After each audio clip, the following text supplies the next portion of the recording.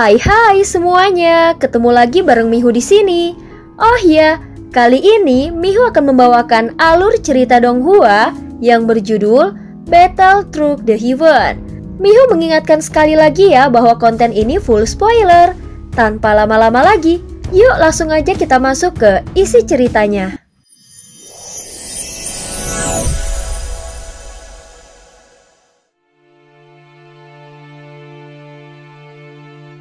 Melanjutkan dari kisah sebelumnya. Sebelumnya ketika sosok berjubah putih muncul kembali, ia juga mengeluarkan 5 sosok dari kekuatan jiwa ilusi. Segera setelah itu dia membentuk ruang kosong sehingga hanya menyisahkan dirinya dengan Xiaoyan. Sebenarnya tingkat apa yang telah senior capai? Xiaoyan penasaran dengan sosok berjubah putih yang mampu mengembangkan kekuatan asal ke tingkat yang begitu kuat. Dia merasa tahap ketiga keabadian para dewa tidak mungkin mampu melakukannya. Di atas ranah void ada yang disebut dengan ranah huang.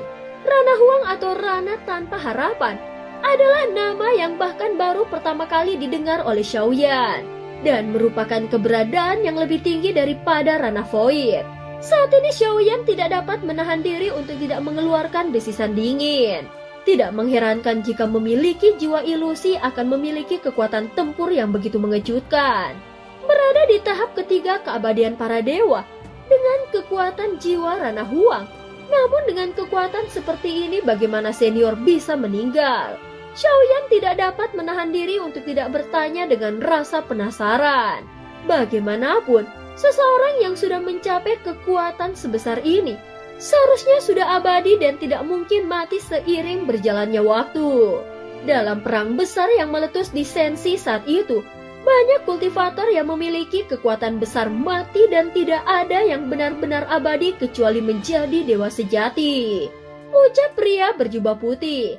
Ini bukan pertama kalinya Xiaoyan mendengar perang di dunia Sensi. Seolah setelah melewati masa tenang, pertempuran pasti akan pecah lagi di antara dunia.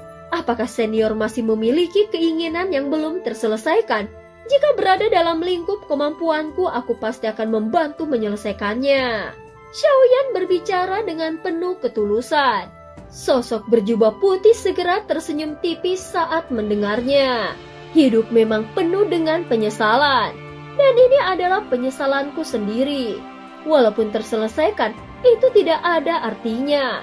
Apalagi sudah berlalu ribuan tahun. Bahkan jika dulu ada penyesalan, semuanya sudah tidak berarti lagi. Kau memiliki fragmen jiwa dari jiwa ilusi dan memiliki takdir bersamanya. Meskipun kau memiliki begitu banyak kekuatan asal, bisakah kau terus menyerapnya? Pria berjubah putih itu menatap Lindong dan mengangguk pelan. Kemudian pria itu menempelkan tangannya di perutnya. Pada saat yang sama, jiwa ilusi muncul di dadanya seperti kucing kecil yang enggan pergi dan tetap diam di telapak tangannya. Pergilah, mulai sekarang ikuti dia. Takdir kita telah berakhir. Pria berjubah putih itu menatap jiwa ilusi dengan berat hati dan mengenang banyak pertempuran yang telah mereka lalui bersama. Saat ini jiwa ilusi masih enggan pergi. Tetapi pria itu mengulurkan tangannya dan mendorongnya ke arah Xiaoyan. Saat ini Sensi juga sedang menghadapi perang besar dan junior membutuhkan bantuan dari jiwa ilusi. Terima kasih atas bantuan senior, Xiaoyan berkata pelan. Meskipun wajahnya tetap tenang, namun Xiaoyan merasakan krisis yang sangat kuat di dalam hatinya. Kekuatan jiwanya langsung menyapu ke sekeliling dan tampaknya tidak ada keberadaan lain di sini selain 4 Raja Roh dan 1 pria tahap keempat. Sepertinya rasa krisis ini tidak berasal dari mereka, melainkan dari lautan pasir bintang. Ye Tian, di mana kau? Xiaoyan tidak lagi bisa menunggu. Dia segera melambaikan tangannya dan bendera penekan jiwa muncul di depannya. Dia memanggil Yao Tian agar kembali, namun masih belum mendapatkan jawaban. Jadi kekuatan jiwanya segera memasuki bendera penekan jiwa dan mengancam asal-usulnya. Sungguh menyebalkan. Mengapa kau memanggil Raja Iblis ini? Kau benar-benar merepotkan. Suara Yetian terdengar kesal sehingga menarik perhatian pria berjubah putih. Apakah kau sedang mengalami krisis? Pria berjubah putih menatap Xiaoyan dan bertanya, "Iya, aku mungkin harus bertarung di sini." Xiaoyan mengangguk sambil mengepalkan tangannya. "Kekuatanku untuk mengalahkan jiwa yang tersembunyi sudah tidak cukup lagi. Karena aku akan menjadi tuan baru jiwa ilusi, maka aku akan menyerahkan kekuatan terakhirku padamu." Setelah mengatakan itu, pria berjubah putih melambaikan tangannya.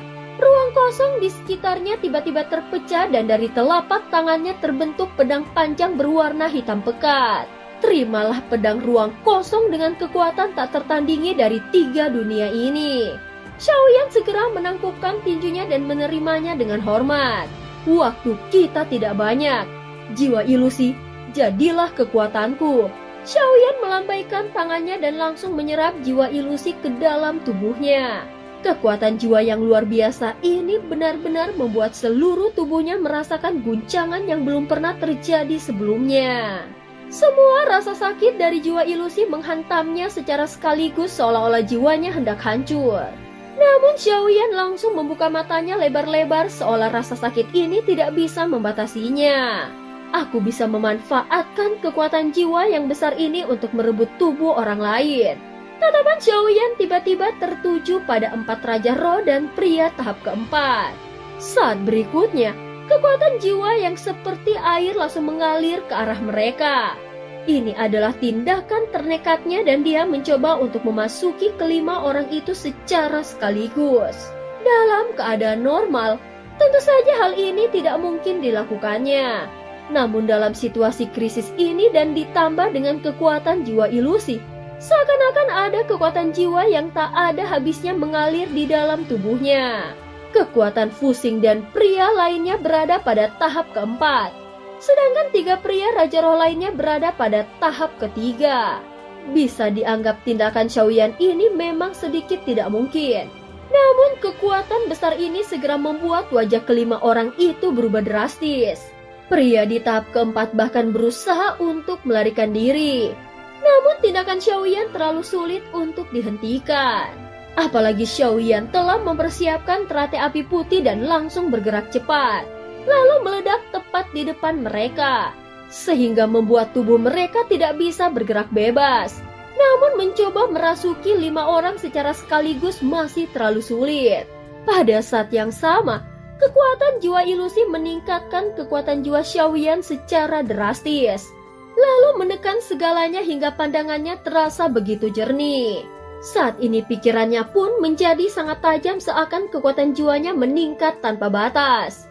Kekuatan jiwanya segera menyebar dengan hebat lalu meluas dan menutupi seluruh kekosongan sehingga mampu melihat segala sudut di sekitarnya. Xiaoyan terus mengendalikan kekuatan jiwanya dan mengarahkannya ke lautan bintang pasir. Xiaoyan berusaha mencari tahu siapa sebenarnya yang memberikan perasaan bahaya yang begitu kuat ini.